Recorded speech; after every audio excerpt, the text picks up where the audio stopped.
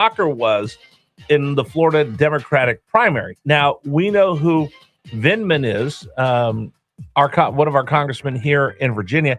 His brother was running down in Florida for the Senate. He loses to Angie Nixon. Now, here's the thing to know. And yesterday we had Bert Mississauga on. It was like, he doesn't have a chance. He doesn't have any money. Vindman had $14 million. His challenger less than $1 million, and she beat him last night.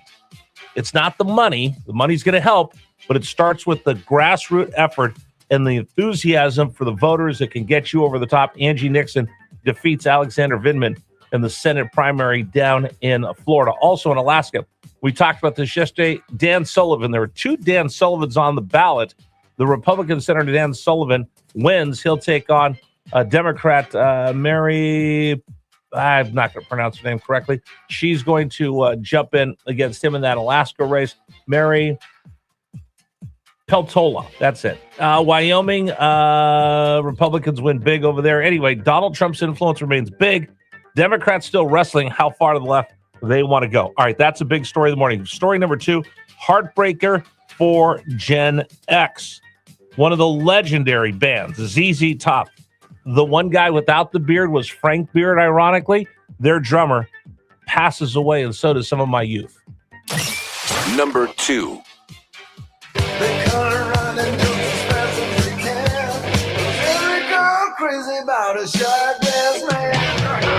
ZZ Top made MTV what it is. He passes away. Just sad. I'm really kind of bummed out because it's kind of that clock of time. Mother Nature, Father Time are never undefeated. And when people that you looked up to when you were in your prime, in your youth, start passing away, you know that clock is ticking. And I'm asking this morning, Herrera asks, I put it out on Facebook.com/newsradio WRVA. We'll also take your text messages, 833-804-1140. In honor of ZZ Top's drummer, Frank Beard, what is your favorite MTV video of all time? We're going to talk about him coming up on the program today as well. All right, story number 3, the woman who vandalized the World War II museums has been released. Number 3. So I think it was last weekend. I think it was right about the time that we got off the air. Somebody had vandalized the World War II museum. I don't know how anybody in their right mind could do it, but it was a protester. She threw soap and something into the fountain that made them all fuzz over, with a gigantic bubble bath. She spray painted. Anyway, she was arrested, turned herself in, and they let her out on bail. If anybody deserves to sit in jail, it's the woman who vandalized that World War II museum. And these unhinged Karens and these protests, somebody needs to speak up. And the fact that very little was said over this, that you desecrated the memorial that we have to the greatest generation that saved you from Hitler of the Third Reich, and anybody would dare vandalize that is beyond me. It's absolutely disgusting. And Judge Janine, throw the book at her. Throw the book at her. You find her guilty, throw the book at her. That's all I have to say. All right. Story number 4. Dave, are you a good driver or bad driver? I think I'm pretty good. Am I a good driver or bad driver? I'd say you're pretty good. All right, good. Because neither one of our cars are on this list I have of the best and worst drivers by vehicle. So in case you're wondering, who are the worst drivers? Well, they're people that drive. Take a guess, Dave. I'm not too sure. I would say something expensive. Okay, Teslas. Okay. Tesla drivers are the worst. I could see that. According to this report, that includes accidents, DUI, speeding, and citations. I was thinking like minivan or something. Caravan or BMW's 45 incidents per 1,000 drivers. BMW, Ram, trucks, and Teslas have the worst drivers. On the flip side, Chrysler, Cadillac, and Mercury have the best drivers. What's a Mercury? Does anybody drive a Mercury? I know Alan Jackson had a song about them. DUI drivers also tend to drive BMWs.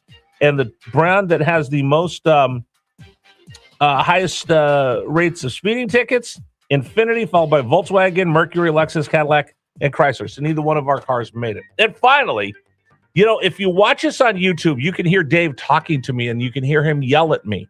And I'm just going to stand up for anchors and newscasters and on-air people everywhere, Dave. We will fight back. You keep yelling at me, something like this might happen. A news anchor snapping at her producer live on air. Number 5. I'm going to have to do that again. I am. I'm in Amy's script, the Amy's Angels one.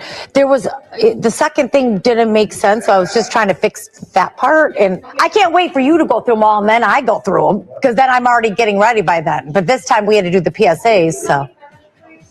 Finish what? What I was trying to say. Go ahead. I don't think you are. You're walking out really angry. Jeez, oh, Pete. Can I please finish what I'm going to say? What the Grow up.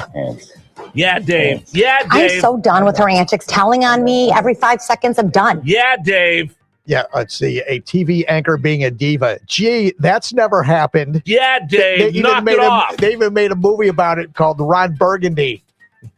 I am an anchor man.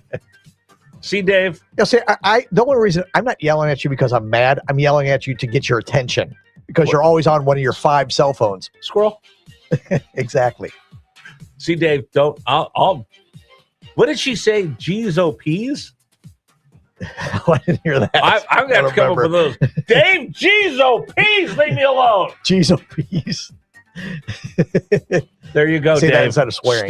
Standing up for news anchors everywhere.